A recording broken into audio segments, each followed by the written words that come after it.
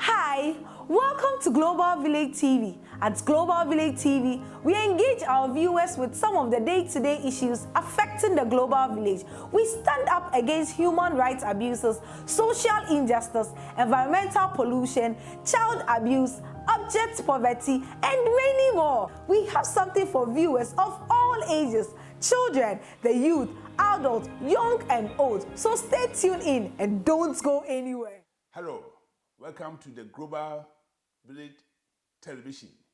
At Global Village Television, we educate ourselves about a lot of issues of our daily life, in the issues of health education. So today is more on health education. I'm starting the series called Health Education Made Easy. My name is Dr. Pepper Jemfi. I'm a medical doctor, author, evangelist.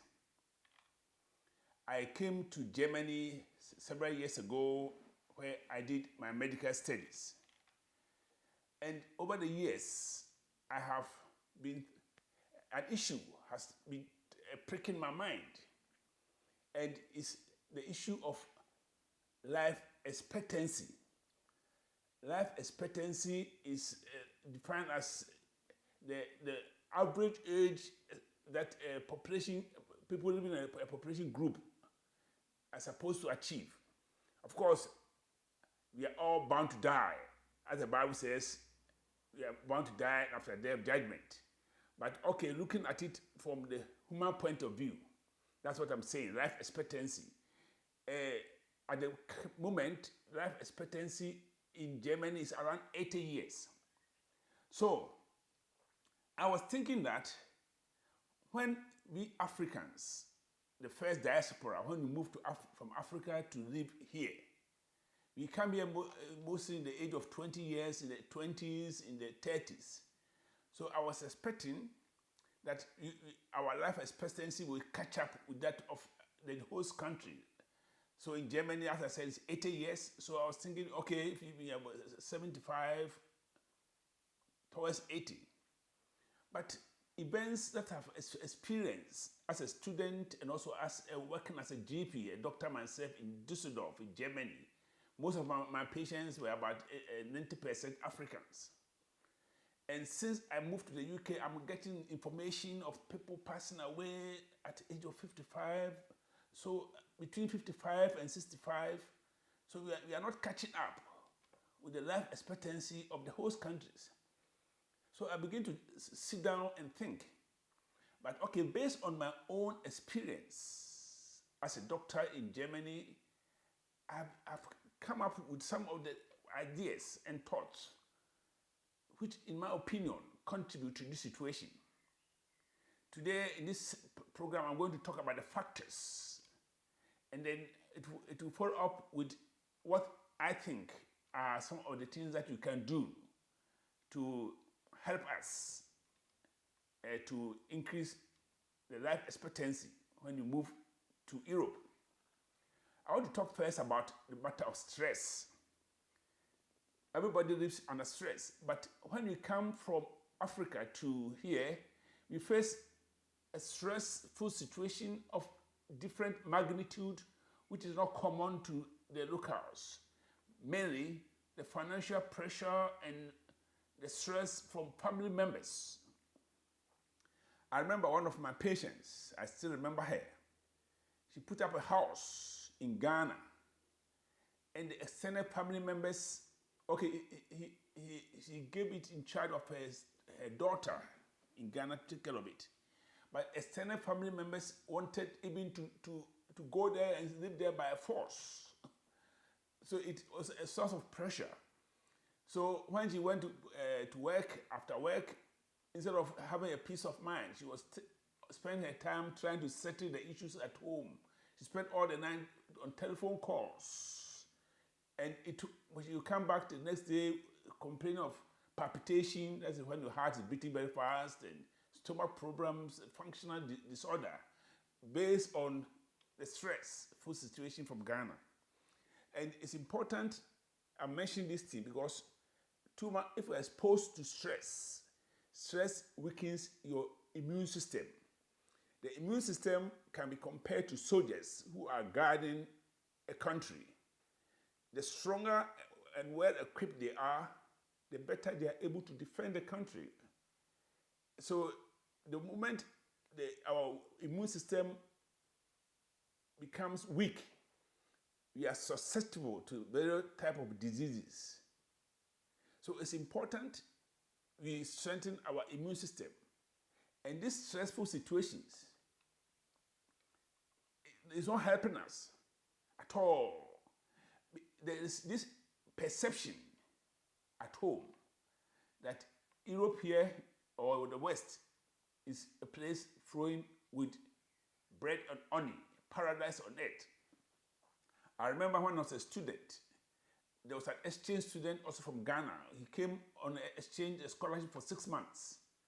And the money which was given him was even just enough to keep him going. But just 2-3 weeks into his stay here, he got letters from Ghana, complaining, asking him for money here and there. The father was sick. They wanted money to go to hospital. This expectation that within the short time that he came here, he became wealthy. And you know how to go about it. You have to know how to deal with it. Some of us also make the mistake of trying to live above. The moment you move here, we think, okay, we have to put up some properties at home. So we stress ourselves, stress. And now even you have our own financial crisis going on. So, and you normally do a low pay job, so you have to work more hours. You get less sleep. So all these factors contribute to the lowering of our immune system, which in the long run can result in this low expectation of life expectancy. So that is one factor. As I said, later on I will give my own advice on that issue. And then there's also the issue of lack of health insurance, depending on where people are living. Some are living underground, so they don't have access to the health insurance of their countries of origin, where they live, in Spain or in Germany or somewhere. So when they are unwell, they are not able to access the health care, which can all have a negative impact on this issue of life expectancy. And then there's also a matter of diet.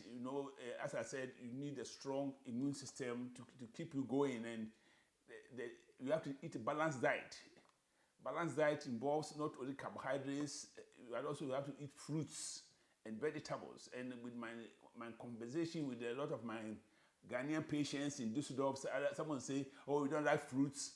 Someone will say, "I don't like vegetables." So the diet is not balanced, and because of this place, because of the extreme weather conditions, you get let's say 28 degrees in summertime, and you get -10 in winter. So the body has to go through a lot of these stressful changes, and vitamins are very important, and that is one of the factors. That, in my opinion.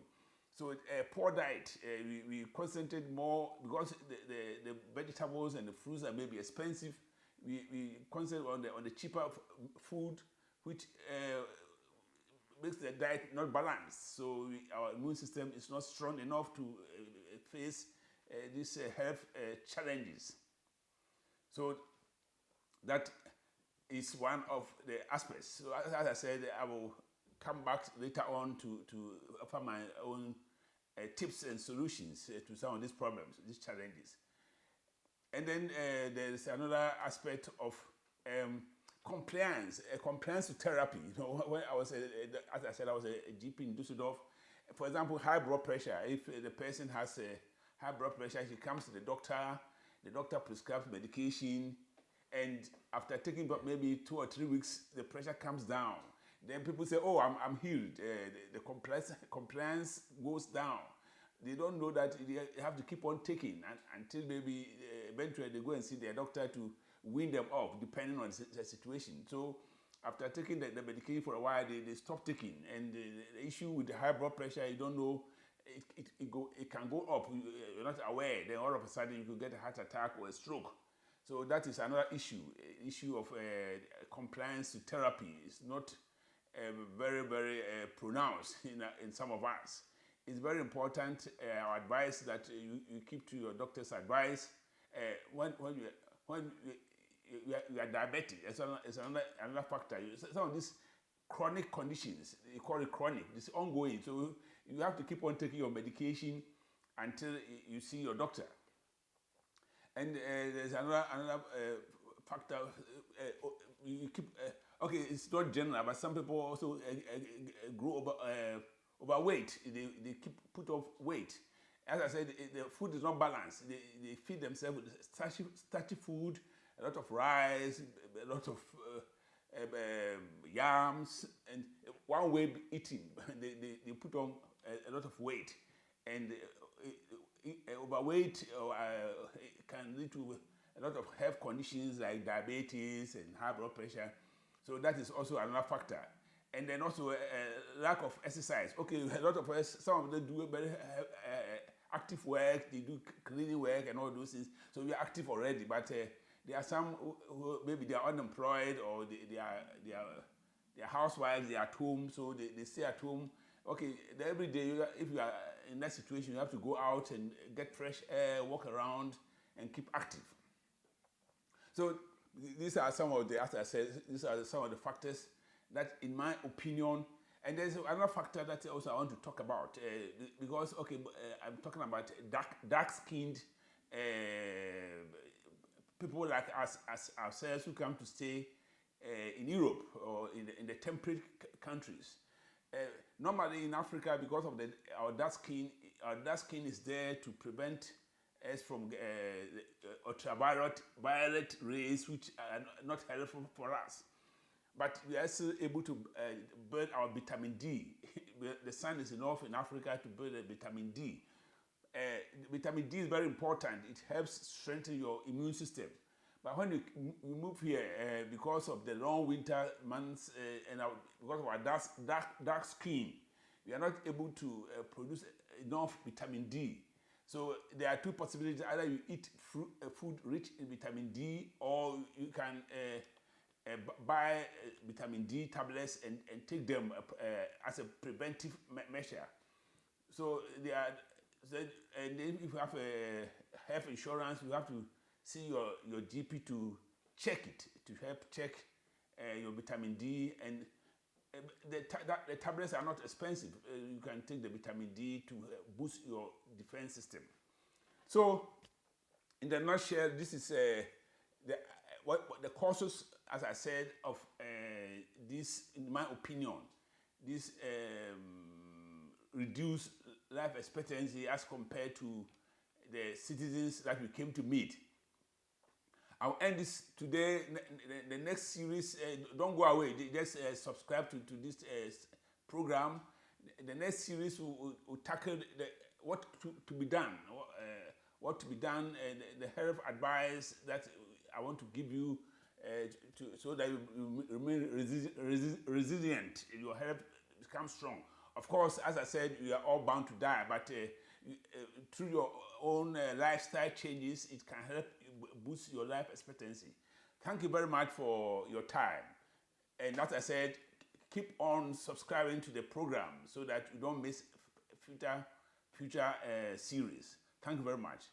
Hi, welcome to Global Village TV. At Global Village TV, we engage our viewers with some of the day-to-day issues affecting the global village. We stand up against human rights abuses, social injustice, environmental pollution, child abuse, abject poverty, and many more. We have something for viewers of all ages, children, the youth, adults, young and old. So stay tuned in and don't go anywhere.